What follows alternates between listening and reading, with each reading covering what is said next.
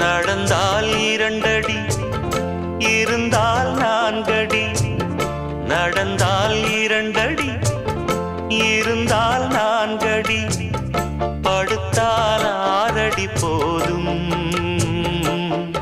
இந்த நிலமும் அந்த வானமும் அது எல்லோர்க்கும் சொந்தம். அடி சொல்லடி ஞான பெண்ணே, உண்மை சொல்லடி ஞான பெண்ணே. சொல்லடி ஞான பெண்ணே, உண்மை சொல்லடி ஞான பெண்ணே. நடந்தால் 2 அடி, இருந்தால்